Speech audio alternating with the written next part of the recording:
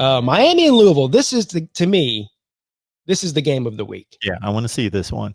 And this is like we said before. I imagine if you're looking at all the slate of games this week, because most of the Big 12 teams aren't playing, this has got to be where game day is going to go. Not that that matters. So imagine you have back-to-back weeks where you have Wake Forest game day, and then you have it Miami and Louisville. who would have thought that? 6 months ago or something, that's what we'd be seeing right now. And the opening night game was BYU and Navy. I know it wasn't a game day situation, but that was the big Labor Day night opener. Right. And what was that supposed to be? It was supposed to be Georgia, and it was supposed to be a big, I believe Georgia was supposed to be the Labor Day game. Virginia? Yeah, that's what it was. Georgia, Virginia. Which would have been an interesting game. Yeah. It happened. Especially now that Jamie Newman is not there. So anyway, Louisville, Miami. Gun to your head, Mark. Forget the point spreads for a second.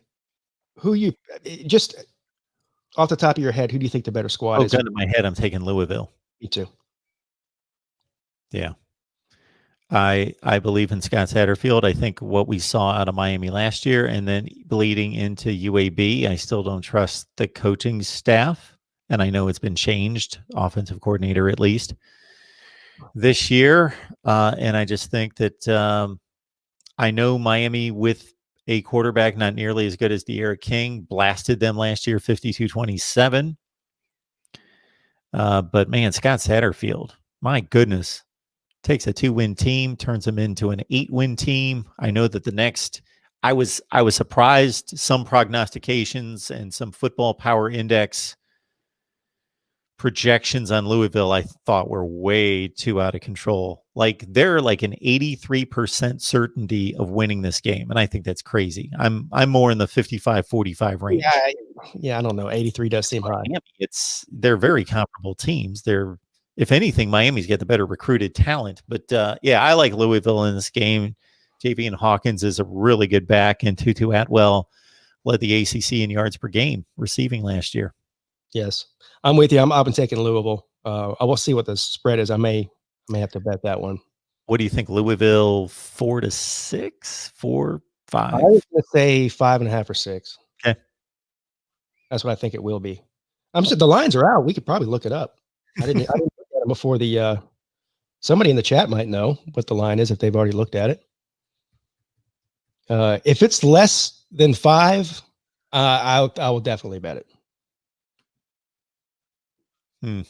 Yeah, I took UAB in the 15.5, so I got screwed on that one fairly late in the game. We got Slim Shady Canes. Thank you for the donation, sir. Says obviously he's a Miami fan. One of my favorite Miami fans here on this channel.